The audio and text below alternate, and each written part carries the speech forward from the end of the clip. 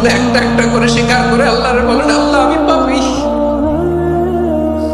আল্লাহ আমার চেয়ে বড় পাপী এই দুনিয়াতে কেউ নাই, আকাশের নিচে জমিনের উপরে আমার চেয়ে বড় পাপী কেউ নাই।